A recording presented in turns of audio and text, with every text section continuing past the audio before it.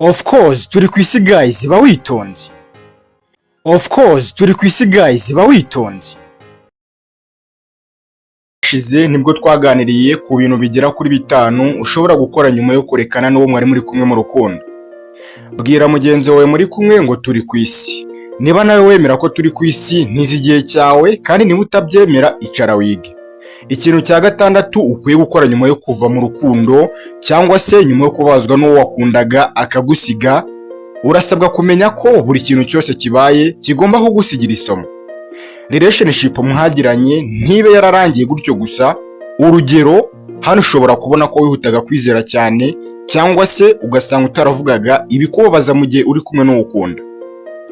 Numara kubikuramo isomo ry'urukundo, ibyo bizagufasha mu gihe kizaza. Icya karindwi usabwa gukora nyuma yo kuva mu rukundo n'uwo wakundaga ni ugushyiraho intego nshya, ukareka gukomeza gutekereza cyane uwo mwakundanaga. Bibaye byiza waba utuje ukareka guhita winjira mu yindi relationship ako kanya. Urugero, ushobora gutangira kwiga ikintu gishya, harimo nko gukoresha mudasobwa neza cyangwa se kwiga ururimi rushya. Ikintu cya munane ugomba kugerageza gukora nyuma yo guhagarika relationship hagati yawe n'uwo mwakundanaga, harimo kudacika intege mu bintu wakundaga gukora mu buzima bwe bwa buri munsi.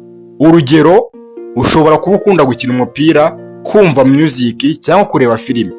Niba uvuye mu rukundo ntibitume utezuka ku byo ukunda mu buzima bwe bwa buri munsi, ahubwo gerageza ushyiremo imbaraga, witoze kuba uhugiye mu bindi bintu bishobora kugushimisha cyangwa bishobora kuguha ibyishimo mu buzima bwe bwa buri munsi. Ibi bizagufasha gutegura ejo hazaza hawe kandi mu gihe gikwiye.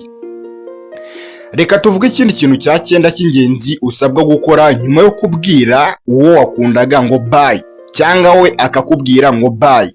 Kugira ngo utekane mu buzima bwawe, mbese ku buryo wumva umutima wawe utuje, urasabwa kubabarira uwo mwatandukanye. Niba ari we uri mu makosa, aha birumvikana cyane, ushobora kwicara wowe ubwawe ku giti cyawe ukavuga uti ndakubabariye. Hano benshi ntabwo bayiha agaciro, ariko ibi nibyo biguha imbaraga z'umutima ndetse n'icyizere.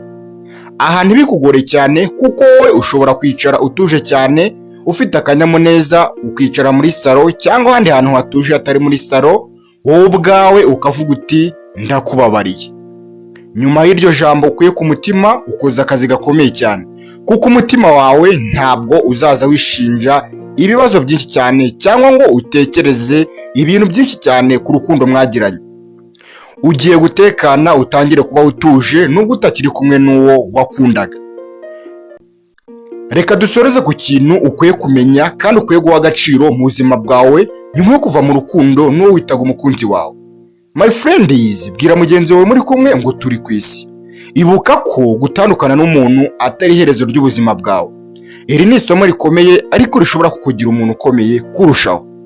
Komeza utere intambwe, wikore utuntu twawe witurije, mbese ugerageze ushake n'amafaranga.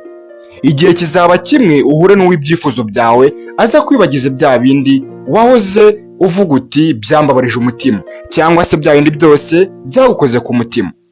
Tekereza kabiri, kuko uwo mwakundanye ntabwo ari we wari ukugenewe. Impamvu cyangwa se ikintu kibikwemeza neza nuko iyo aba ari we wakugenewe, ubu muba mukiri kumwe kugeza isaha. Ejo hawe cyangwa se ejo hazaza hashobora kuzaba heza kurushaho.